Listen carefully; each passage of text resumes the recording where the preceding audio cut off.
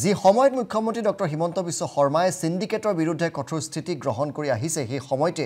ধুবুৰীত হিলৰ বৃহৎ সিন্ডিকেট গঢ়ি উঠিছে দৈনিক কোটি কোটি টকা সংগ্ৰহ কৰি সিন্ডিকেট বাহিনীয়ে ৰাজ্য তথা কেন্দ্ৰীয় চৰকাৰৰ প্ৰাপ্য ৰাজহৰ পৰা বঞ্চিত কৰিছে গোলকগঞ্জৰ সোনাহাট আন্তৰ্জাতিক কেন্দ্ৰৰ পৰা যোৱা প্ৰতিখন ট্ৰাকৰ পৰা সিন্ডিকেট বাহিনীয়ে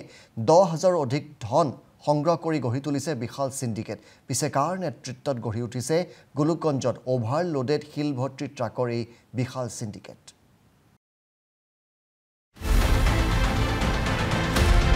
ধুবুৰীত ধুৱাচাঙত মুখ্যমন্ত্ৰীৰ শূন্য সহনশীল নীতি গোলকগঞ্জৰ এয়া সোনাহাটা আন্তৰ্জাতিক বাণিজ্যিক কেন্দ্ৰ এই বাণিজ্য কেন্দ্ৰটো এতিয়া হৈ উঠিছে সিন্ডিকেটৰ অন্যতম কেন্দ্ৰ সোনাহাট বাণিজ্য কেন্দ্ৰৰ পৰাই বাংলাদেশলৈ দৈনিক হিল কঢ়িয়াই নিয়ে শতাধিক ট্ৰাকে এই হিল কঢ়িয়াই নিয়া ট্ৰাকসমূহক লৈয়ে এতিয়া সিন্ডিকেট বাহিনীৰ বাবে সোণৰ কণী পৰা সাহত পৰিণত হৈছে গোলকগঞ্জৰ সোনাহাট আন্তৰ্জাতিক কেন্দ্ৰটো আটাইতকৈ গুৰুত্বপূৰ্ণ বিষয়টো হ'ল বাংলাদেশলৈ হিল কঢ়িয়াই নিয়া ট্ৰাকসমূহৰ নাথাকে কোনো বৈধ নথিপত্ৰ অকল বৈধ নথিপত্ৰ নথকাতেই শেষ হোৱা নাই সিন্ডিকেট বাহিনীৰ অপকৰ্ম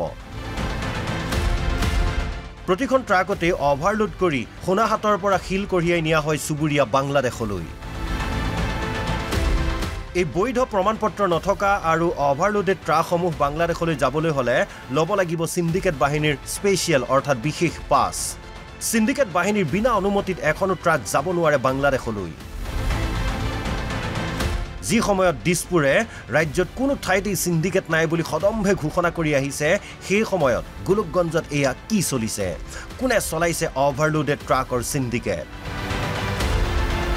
গুৱাহাটীৰ পৰা এজন বিশেষ ব্যক্তিয়ে এই সমগ্ৰ হিল সিন্ডিকেটৰ চক্ৰটো চলোৱা বুলি ইতিমধ্যে পৰ্যাপ্ত নথিপত্ৰ তথা আন সাক্ষ্যসমূহ হাতত পৰিছে অসম লাইভ 24ৰ ৰাজ্যৰ সিন্ডিকেটৰ খলনায়কক সহায় কৰিছে গোলকগঞ্জ আৰু ধুবুৰীৰ শুল্ক বিভাগৰ একাংশ বিষয়া কৰ্মচাৰীয়ে শুল্ক বিভাগৰ অধীক্ষক বিশ্বজিৎ সিঙে সিন্ডিকেট বাহিনীক প্ৰত্যক্ষভাৱে সহায় কৰাৰ গুৰুতৰ অভিযোগ উঠিছে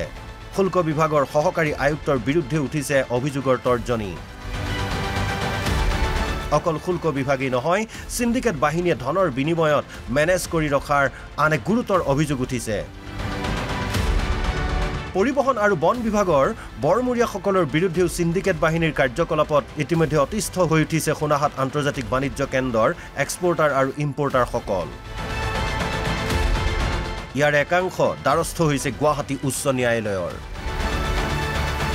আমাৰ হাতত পৰা তথ্যসমূহ আমাৰ পৰৱৰ্তী প্ৰতিবেদনত সম্প্ৰচাৰ কৰিলে আপোনাৰ চকু থিয় হ'বলৈ বাধ্য হ'ব